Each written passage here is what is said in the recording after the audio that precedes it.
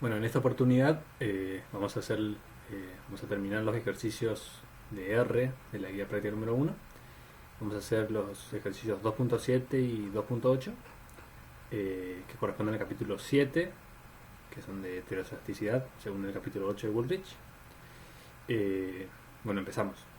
El 2.7 dice: responda a los siguientes ítems utilizando el programa R. Bueno, A dice: dado el siguiente modelo simulado, esto está acá, reporte el estadístico de prueba necesario y el correspondiente valor crítico al 95% para realizar la prueba de Brauchi-Pagan y la prueba de White. Y ejecute las pruebas corriendo las regresiones pertinentes. ¿Sí? Esto es, bueno, como ustedes se acordarán, cuando yo quiero corroborar, cuando yo quiero hacer un test para ver si se está cumpliendo la homoelasticidad o no, es el supuesto 5 de Gauss-Markov,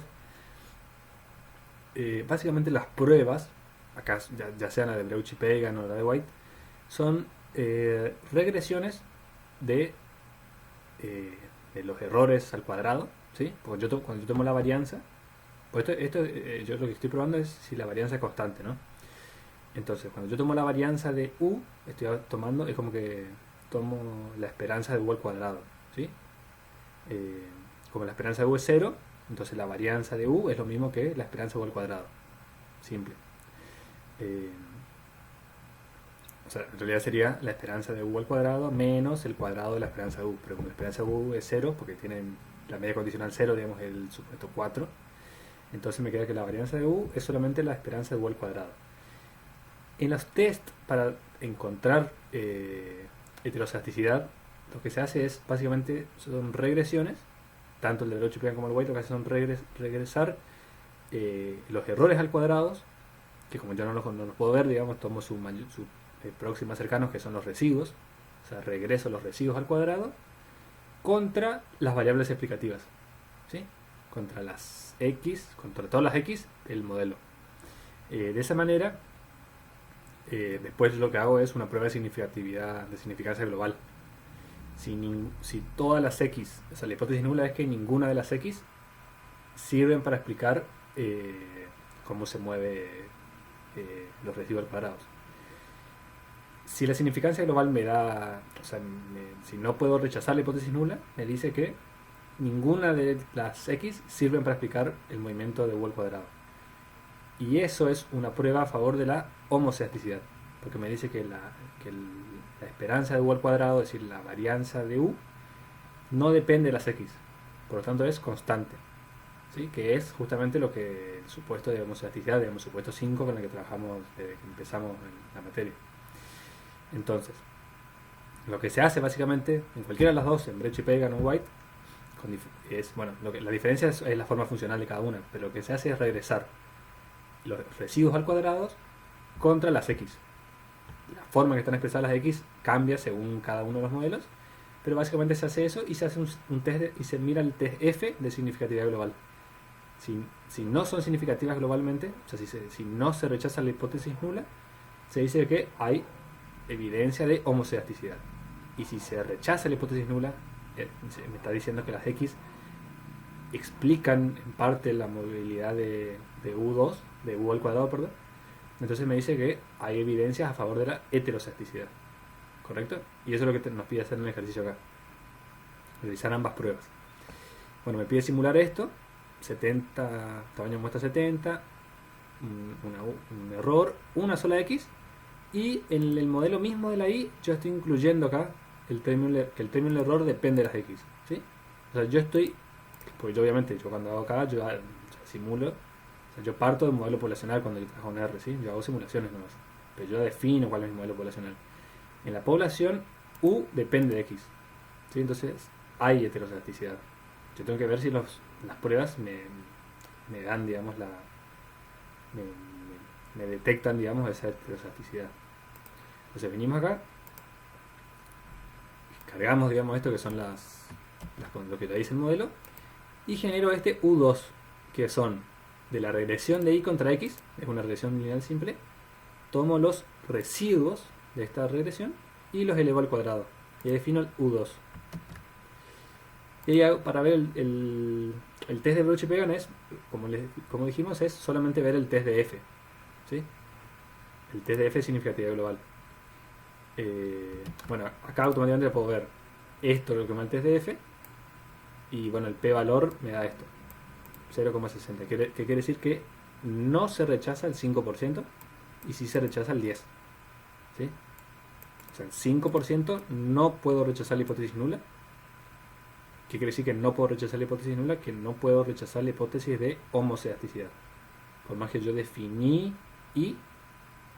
Cuando ya definí, ya le agregué la heteroslasticidad. Este test que básicamente es hacer la regresión del cuadrado contra x, que es el test de Deutsch y Pegan, al 5% no me detecta heteroslasticidad, al 10% bueno sí. Recordemos que el trabajo me pide un valor crítico de 95. Entonces, bueno, es una forma de obtener. La otra una forma más de sacar el valor propiamente dicho es usando el summary.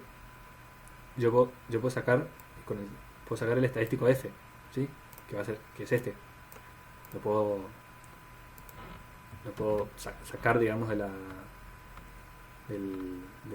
salida de esta gigante de R. Puedo sacar solamente lo que yo necesito, que es este.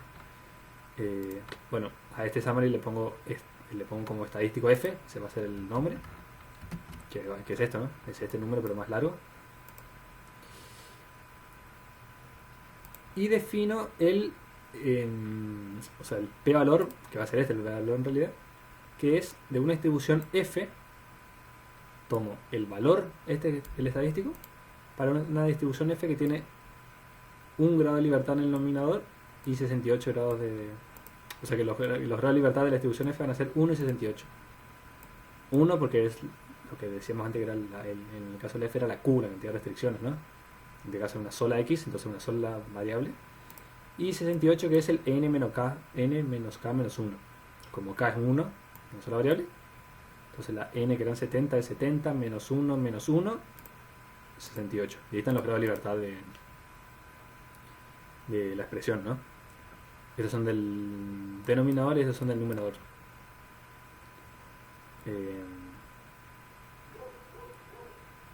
Al revés, este es el numerador y este es el denominador. Y acá con este lo que yo hago es encontrar, si se quiere, la probabilidad, digamos, o sea, en una distribución de F que tenga estos grados de libertad. O sea, sabiendo los grados de libertad ya se sabe el tamaño se sabe la distribución. Me ubica, digamos, el estadístico F, donde se encuentra en la... O sea, yo hago así el p-valor, me dice acá. O sea, en la distribución, en el 93% de la distribución a la izquierda, encuentro el valor del estadístico F. Bueno, el p-valor es lo que me queda de la cola, ¿no? El 0,6%, que es lo mismo que está acá. Que es lo mismo que está acá. Pero, quería decir. Acá justo coincide porque es por lo que dijimos, ¿no? O sea, cuando es una regresión lineal simple, tipo, coinciden, digamos, el test de T con el F. Pero esto es lo que yo quería decir. Este p-valor es igual que este porque es la misma forma de calcularlo. Quiere decir cuál es el máximo nivel de significancia al cual yo podría rechazar la hipótesis nula según la distribución F. Hago el F crítico sería, que de vuelta hago el cuantil 0,95 de una distribución F, de vuelta con 1 grado de libertad en el numerador y 68 en el denominador, y me da este F crítico, que es para un nivel de confianza del 95%, ¿sí? Este F crítico es mayor que mi estadístico F, ¿sí? Si el crítico es mayor, quiere decir que el estadístico F me queda a la izquierda, o sea, me queda en la zona de no rechazo. Entonces, lo que acá es como que esta es una prueba lógica bastante simple. Me dice que si el estadístico F es mayor que el F crítico, existe heteroslasticidad. ¿Por qué? Porque caería en la zona de rechazo, rechazaría la hipótesis nula, y la hipótesis nula era de homoselasticidad. Bueno, si esto no sucede, me va a salir un cartelito que va a decir hay homoselasticidad. Entonces corro esto y me sale eso, hay homoselasticidad. El test de Deutsch y Pegan para este caso no me detecta la heterostasticidad que yo sé que existe porque yo la modelicé de esa forma. Yo agregué esto acá. Entonces yo sé que existe heterostasticidad, pero el test de Perucci-Pagan en este caso no me lo detecta. Sí, porque es una forma bastante simple o no detecta la expresión puntual, lo que sea. Ahora vamos al test de White. ¿Sí? El test de White me dice, me obliga a hacer modelizaciones más complejas. En este caso, como hay una sola variable, agrego un solo término que es el x al cuadrado. Bueno, puedo hacer la regresión acá, digamos, directamente y ya ver acá el test de White, que es el test de White, es el f de significatividad global de la regresión del u2, o sea, de u cuadrado contra x y x al cuadrado. Este es el estadístico f que voy a obtener y este es el p-valor. O sea, como ven, rechazo la hipótesis nula al 5%. ¿Sí? Al 1% no la rechazo, pero al 5% sí. De vuelta, reconstruimos todo el estadístico f. Acá reconstruir el estadístico f, que es este que está acá, coincide. Y el p-valor, que es el mismo que está acá. Hago el f crítico. Ahora cambió el f crítico, ¿no? Porque ahora antes tenía uno solo, ahora son 2 y 67. Y como veo, el estadístico de f es mucho mayor que el f crítico. Por lo tanto, me va a salir que existe heterostasticidad. Se rechaza la hipótesis nula al nivel crítico del 95%, que es lo que me pide hacer el ejercicio. Y por ende, existen evidencias de que existe heterostasticidad en este modelo.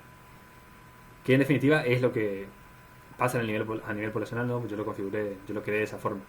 Entonces vemos que el test de White, si bien es menos parsimonioso, porque me incluye, es el problema, digamos, el test de White, que incluye varias variables más, permite detectar mejor, si se quiere, es más potente a la hora de detectar si existe heterostasticidad o no. Vamos al punto B, dice repita el ejercicio previo, o sea, el de hacer los dos tests, pero teniendo en cuenta el siguiente modelo, que tiene diferentes modelos. Bueno, aparte de que crece el tamaño de muestra, ahora tengo un x1 y tengo un x2, y mi regresión, digamos, depende de x1 y x2, y tengo un término del error que depende a su vez de x1 y x2 nuevamente. ¿Sí? O sea, existe heterostasticidad y depende de ambas variables.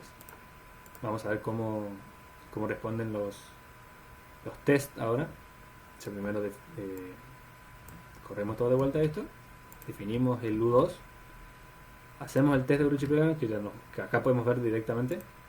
O sea, el estadístico F es muy pequeño y el p-valor entonces va a ser gigante, o sea, no se rechaza la hipótesis nula ni de casualidad. Volvemos a correr esto para corroborar, digamos, que el test de FC el p-valor del test de FC defino el test crítico y me va a salir que hay homoelasticidad, porque el estadístico F es demasiado pequeño, no se rechaza la hipótesis nula ni por asomo, digamos, ni al 20% recién. O sea, en el test de Perucci-Pagan no me detecta la heterostasticidad del modelo. ¿Sí? Por la forma funcional en que está incorporada las X, no me la detecta. Entonces por eso me dice que hay homoelasticidad cuando en realidad yo sé que no la hay. Vayamos al test de White. El test de White acá se hace un poco más complejo porque me pide, o sea, no solo incluir las dos variables de su forma cuadrática, sino también la interacción entre ambas. ¿Sí? x1 al cuadrado, x2 al cuadrado y x1 por x2. O sea, siempre se multiplica en gran proporción, digamos, la inclusión de nuevas variables. La inclusión de una nueva variable hace que se multiplique muchísimo más la cantidad de variables que hay que incluir en esta regresión. Entonces, generamos estas tres, hacemos la regresión esta de u al cuadrado contra x1 y x2, x1 al cuadrado y x2 al cuadrado, y de la interacción de ambas. Y ahí voy a tener, ya tengo, digamos, el estadístico F y el p-valor que necesito, pero si queremos podemos hacer todo el camino este. Y me da un valor de F de 6, digamos, es gigantesco. Entonces el F crítico con los correspondientes grados de libertad, digamos, ven que siempre va cambiando los grados de libertad para el 95%. me da eso, o sea, me va a salir obviamente que existe heteroslasticidad.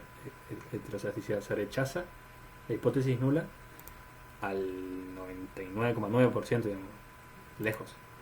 Entonces acá vemos que el test de White es mucho más potente, digamos, para detectar los casos de heteroslasticidad en estos casos que estamos trabajando. Luego el punto C me dice que basado en el modelo del ítem B, este que tiene x1 y x2, compute la frecuencia de rechazo del test de Bruchie-Pagan y White para 1000 iteraciones, ¿sí? O sea, es este modelo, iterarlo 1000 veces y ver qué tantas veces se rechaza, qué tantas veces me da heteroslasticidad, básicamente. O sea, detecta la heteroslasticidad que existe en el modelo, porque yo estoy incluyendo la heteroslasticidad acá. Entonces quiero ver cuántas veces detectan la heteroslasticidad en 1000 iteraciones. Acá, en una sola iteración que hice, el White detectó y el de Bruchie-Pagan no detectó. Vamos a ver si yo hago 1000 iteraciones, cuántas veces detectan, digamos, cada uno. O sea, generamos primero que nada los bucles vacíos, generamos el tamaño de muestra y definimos adentro del bucle 1000 iteraciones de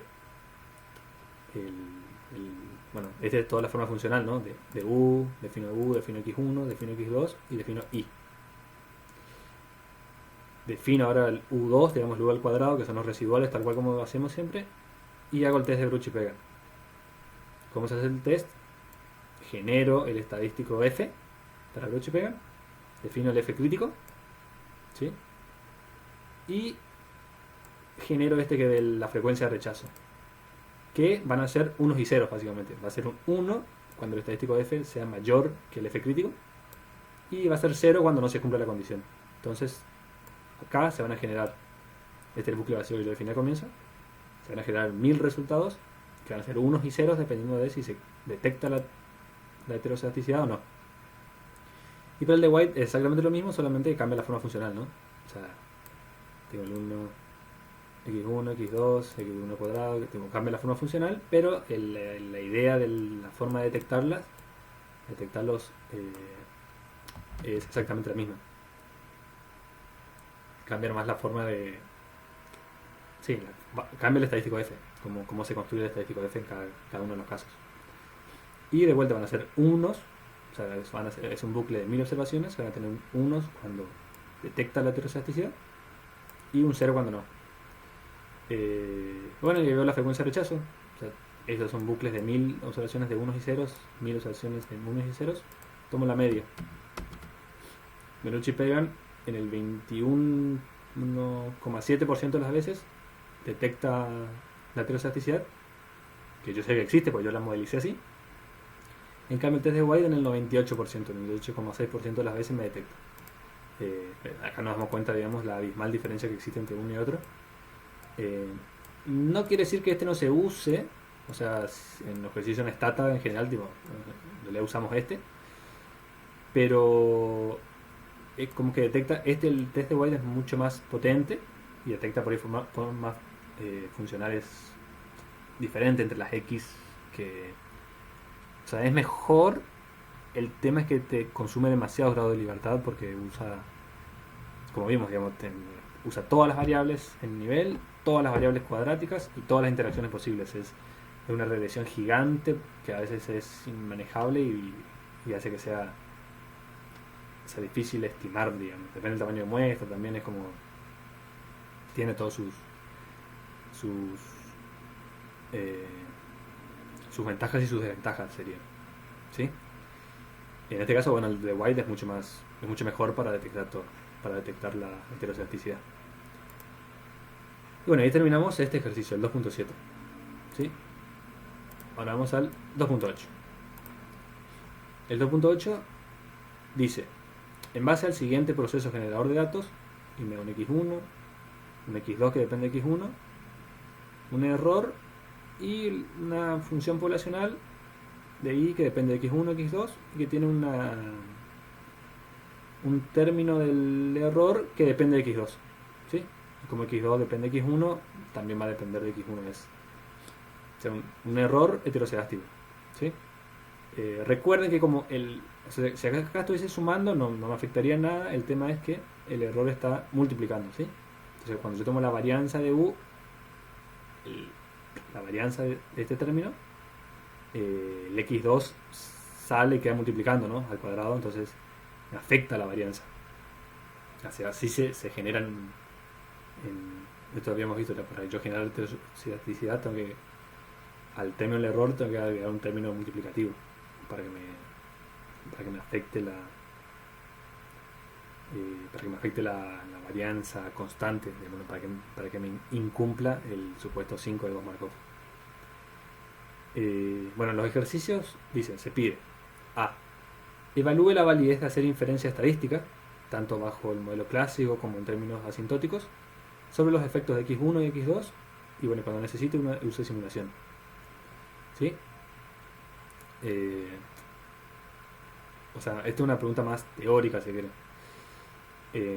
Primero que nada, el tamaño de muestra es bastante pequeño, es de 10 nomás, así que por ahí la estimación, la inferencia asintótica como que va a dejar mucho que desear porque es un tamaño de muestra muy pequeño,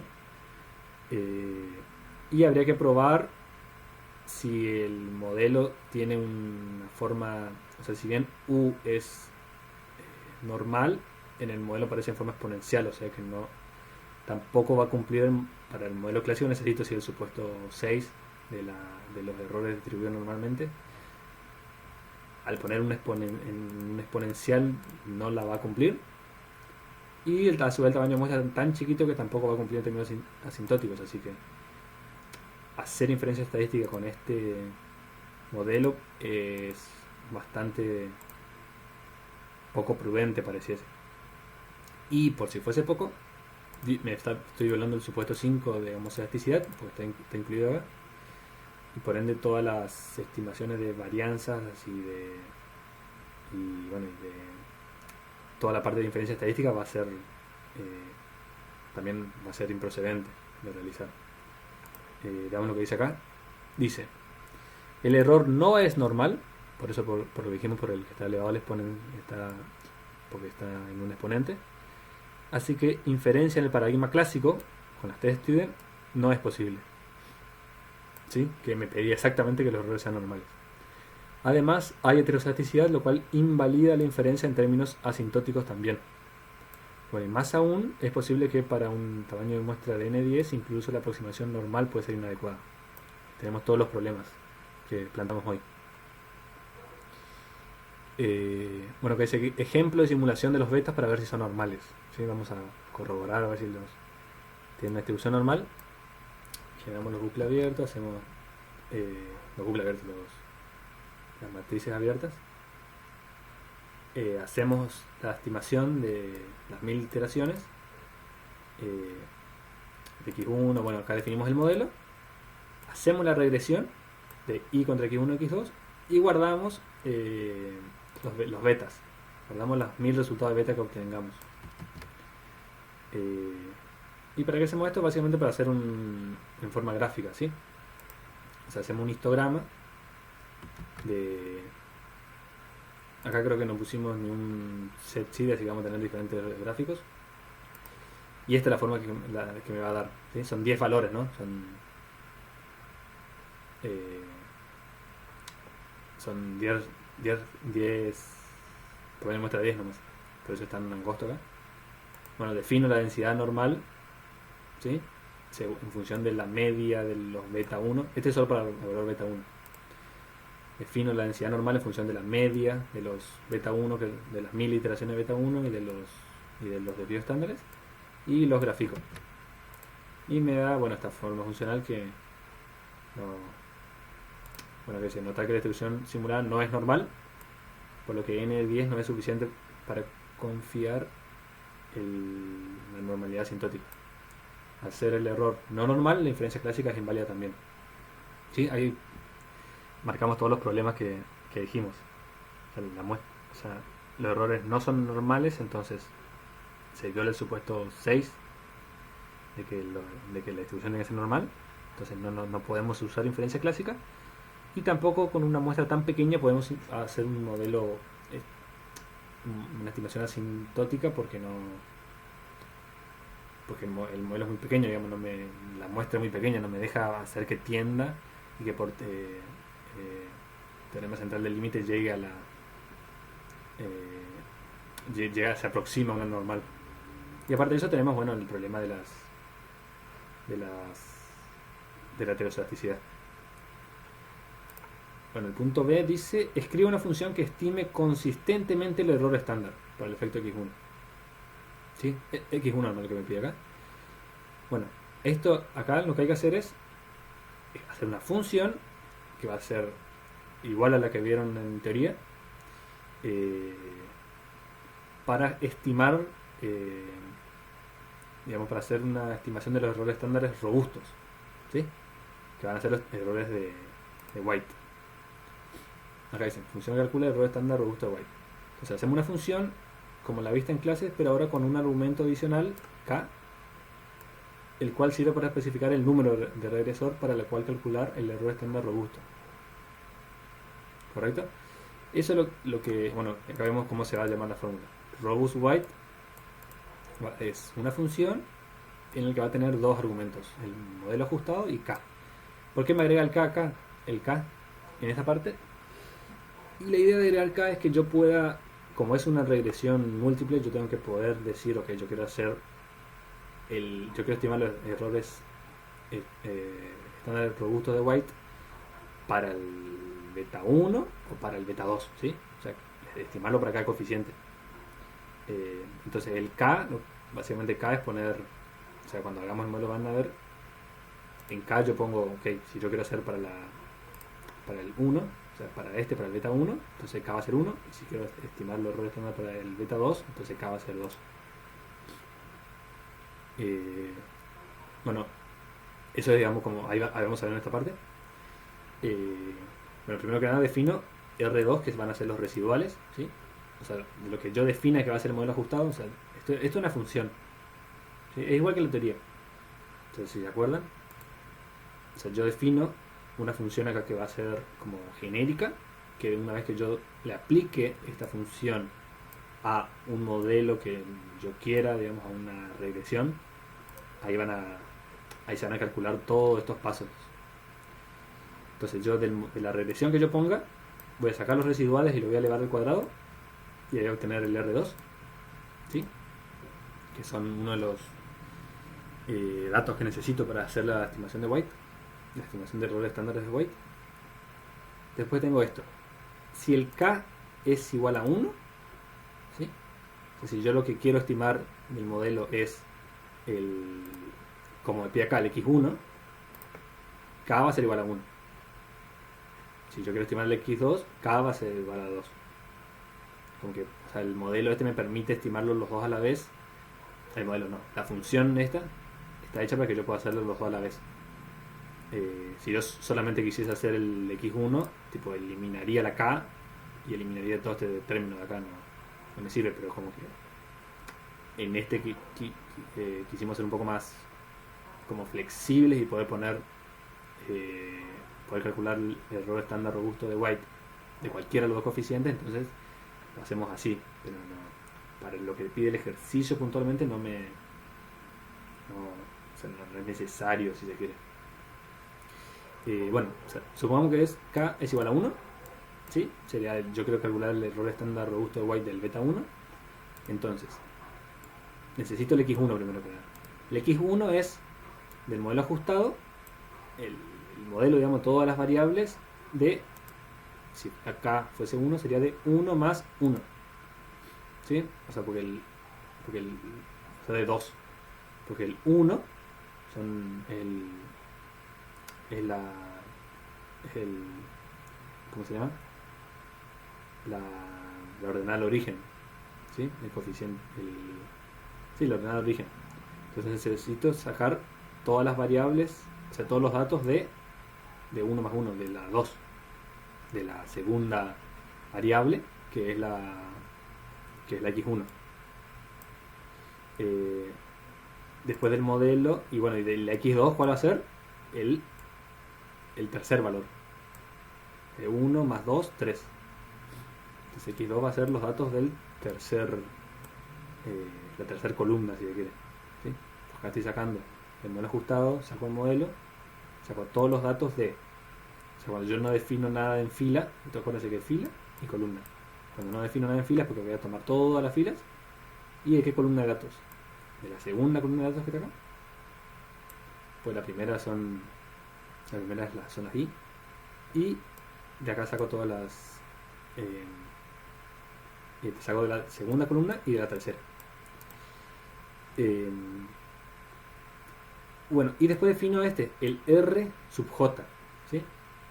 ¿Qué son los R sub j que yo necesito? Son los residuales de la regresión de x1 contra x2. ¿Sí? Si yo para calcular el error estándar robusto de White de beta 1, de x1, necesito los residuales de la regresión de x1 contra todo el resto de las variables. En este caso, como son dos nomás, son los residuales de la regresión de x1 contra x2. Dice acá. Ahora bien, esto que dijimos acá, esta posibilidad que la función me permite. Si yo quisiese calcular el error estándar robusto de White del beta 2, entonces el k acá sería 2, en cuyo caso la variable x1 sería del modelo ajustado, la segunda columna, que es la columna de x1, la columna de x1, que sería la columna de x1, y bueno, y el x2 sería la tercera columna, sería 2, porque acá el k va a ser 2 en este caso, 2 más 1, 3. Y ahí sería, bueno, la tercera columna. Y de vuelta, los residuales ahora van a ser los residuales de la regresión, o sea, el RJ va a ser los residuales de la regresión de x2 contra x1. ¿Sí? Ahí se cambian el orden de las variables, porque yo acá si yo quisiese sacar los errores estándar robusto del beta 2, necesito la regresión de x2 contra todas las otras variables, en este caso contra x1. Y bueno, en esta parte defino el resto de la regresión de los componentes para crearle el error estándar robusto de White, que si se vienen acá al libro, está acá en la página 267. Este es el que yo quiero crear, ¿sí? El error estándar robusto de White. El denominador en realidad no es suma total de cuadrados, es suma de residuos. Acá, eso sería, es suma de residuos cuadrados. Esa es la fórmula, ¿sí? Si yo necesito los r al cuadrado, los u al cuadrado y los suma de residuos al cuadrado. Entonces, defino n, bueno, como la cantidad de observaciones que tiene x1, que son 100, creo que es lo que he definido así. No, todavía no definí, no sé. No, 10, perdón, 10, ¿no? La suma total de cuadrados de j, si quiero, la suma de residuos cuadrados, lo mismo, es esto. Los residuos de j, los residuos de la regresión, ¿sí? Que pueden ser estos o pueden ser estos, depende de cuál de las dos de cuál de las dos varía, de cuál de las dos beta 1, beta 2 quiero estimar el error de White. Entonces a esos r cuadrados, a esos rj, perdón, a esos residuales los eleva al cuadrado y hace la sumatoria, y con eso se genera la suma total de cuadrado de j, que es el denominador de esta expresión. Y después el numerador se constituye de la suma de los r al cuadrado por u al cuadrado, ¿sí? Acá lo que hace es, o sea, los u al cuadrado son los residuales, ¿no? Entonces hace, o sea, los u al cuadrado son los residuales al cuadrado de la regresión original, y los r son los residuales de la regresión de j, o de 1 sería, contra el resto de las variables, ¿sí? Si fuese 1 sería de 1 contra 2, si fuese 2 sería de 2 contra 1, y este u es los residuales de la regresión esta de y contra las x, ¿sí? O sea, es el mismo modelo que la teoría, pero por ahí explico nomás de vuelta. Entonces, el numerador es son los R esto al cuadrado, ¿sí? Que son estos. Los R de la regresión de x1 contra x2, que es lo que nos pide en este ejercicio, vamos a hacer x1 contra x2, son esos R, estos R al cuadrado, por, ahí les digo bien qué es esto, por el R2, que el R2 lo definí al comienzo, que son los residuales de la regresión del modelo ajustado. Son los U cuadrado típicos. Y acá porque aparece una suma y acá no aparece nada, y es porque acá esto significa multiplicación matricial. Cuando yo multiplico, cuando hago una multiplicación, esto es una matriz, ¿no? Porque tengo 10 datos y 10 datos. Cuando yo hago multiplicación matricial así de esta forma, acá lo que estoy obteniendo es el producto interno, se dice. O sea, imaginen que tienen una matriz que son 10 por 1 y una matriz que es 1, o sea, 1 por 10. ¿Sí? Son 10 por 1 y 1 por 10. Si yo las multiplico en ese orden, o sea, las 10 por 1 por 1 por 10, que yo las puedo multiplicar porque son conformables, me va a quedar una matriz que va a ser 10 por 10. ¿Sí? 10 por 1. Una matriz 10 por 1 por una matriz 1 por 10. En ese orden me va a quedar una matriz 10 por 10. Ahora bien, eso se llama producto externo o exterior. Producto exterior. Si yo hago o sea, si cambio de lugar y hago la multiplicación de la matriz 1 por 10, 1 por 10, contra la matriz 10 por 1, puedo hacer la multiplicación porque son conformables, y me va a quedar una matriz 1 por 1. ¿Sí? O sea, me va a quedar un solo valor, que por eso se llama producto interior, y va a ser, o sea, esa matriz va a ser este por este, más este por este, más este por este, más este por este, más este por este, o sea, va a ser una sumatoria de multiplicaciones. Y eso es justamente lo que le estoy pidiendo acá que haga con este producto matricial, que me haga un producto interior entre esto al cuadrado, o sea, entre esto que está al cuadrado y esto. Y como van a ser este por este, más este por este, más este por este, o sea, siguiendo los preceptos de la multiplicación matricial, ¿no? O sea, multiplicar esta fila por este valor de esta columna, la fila por la columna, ¿no? Voy a terminar obteniendo esto, la sumatoria de productos. Y es justamente lo que necesito para el numerador. Con todos esos datos, entonces hago la varianza de White, que es ese numerador que recién definí, sobre la suma total de cuadrados esta, que no son cuadrados, en realidad son residuos. O sea, perdón, que no son, o sea, sí son cuadrados, pero que no es total, sino que son residuos, al cuadrado. Y a esto le multiplica por un ajuste que se hace de grados de libertad, que es n sobre n menos k menos 1. Y ahí saco la varianza de White. A esta varianza de White toma la raíz cuadrada, y tengo el desvío estándar de White.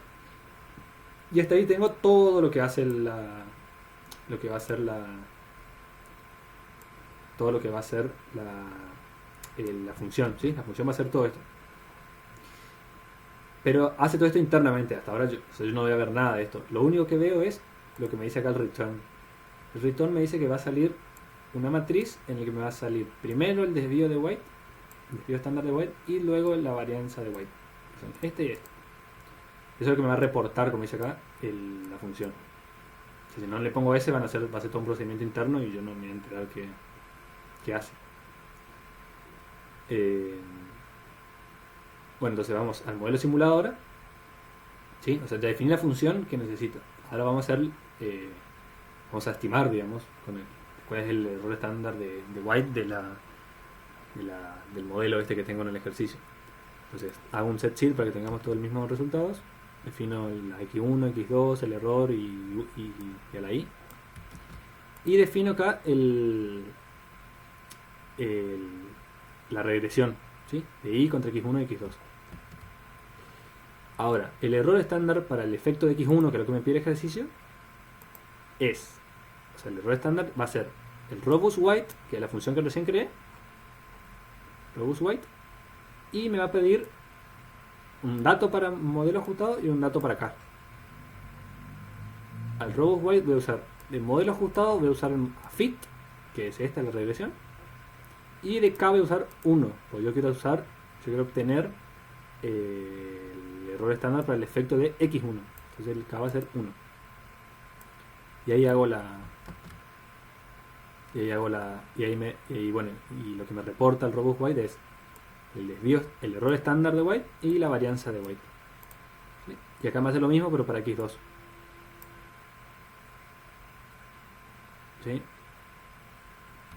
Gracias a que mi función permitía esto de cambiar las k, yo puedo hacerlo así fácil, digamos, directamente sin hacer una nueva función, y ya poner directamente obtener los resultados. Este es el error estándar robusto y este es el error estándar robusto. Si quieren ver qué tanto se parece o no, o sea, pueden hacer el summary de fit. Summary de fit, digamos, que es la estimación así normal. ¿Sí? Y me van a ver que estas son las estimaciones y estos son los errores estándares que me estima, que son los clásicos, ¿sí? El error estándar de siempre, el de MSO. Fíjense cómo debería ser, cuál es el error estándar robusto y cómo es el error estándar, digamos, de MSO, que ignora la posibilidad de heteroplasticidad, ¿sí? O sea, este error estándar está mal calculado porque el modelo tiene tiene heteroplasticidad porque yo lo creé así, ¿sí? Porque el error depende de x1 y de x2, ¿sí? El error depende de x2 sería, y a su vez x2 depende de x1, o sea que depende de ambas. Entonces, usar estos errores estándares es incorrecto porque asume homocesticidad en el modelo cuando en realidad no lo hay. Entonces, conviene calcular los errores estándares robustos y usar esos para usar esos, digamos, como errores estándares válidos, y a través de eso calcular los t, los p valores y todo lo demás que acá en el modelo lo hace o sea, toda la parte de inferencia estadística que utiliza, pero utiliza estos datos, este dato. O sea, toda esta inferencia estadística también es incorrecta porque está utilizando estos errores estándares cuando en realidad debería estar ocupando estos. ¿Sí? Y bueno, y acá dice utilizando el paquete car me va a dar exactamente las mismas. Está cargando. Me da los mismos resultados, digamos, que recién calculé acá. Bueno, estas son las varianzas. Como dijimos, esta es la matriz de varianza y covarianzas. Yo tengo que ver esta sería la varianza x1, 0,096, que es lo que está acá, 0,096. Y la de x2 es 0,2009, 0,2009. Y si tomo la raíz cuadrada de eso, esto ahora no me calcula porque me da negativo acá, la raíz cuadrada de un número negativo es un número imaginario. Este es el desvío estándar de x1, que es el mismo que está acá. Y este es el desvío estándar de x2, que es el mismo que está acá. O sea, usando nosotros mismos creamos la función que el paquete car también me lo brinda, digamos. ¿Sí? O sea, el mismo resultado. Bueno, y con eso cumplimos, digamos, lo que me pedía acá, el ejercicio, que era lo de la función que estime consistentemente los errores estándares, porque sabemos que los errores estándares están mal calculados porque tenemos un supuesto o sea, pues estamos suponiendo homocesticidad cuando en realidad no la tenemos en el modelo. Y a ver qué quería ver acá.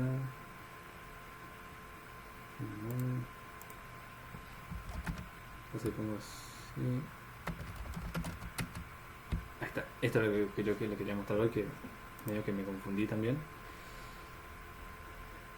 Cuando yo hago en la función, cuando le pongo el signito de peso, digamos, del modelo, acá me dice, bueno, ¿qué querés? Esto es el modelo. ¿Qué querés extraer de fila y en columna? Cuando no pongo nada en fila es porque voy a extraer todas las filas.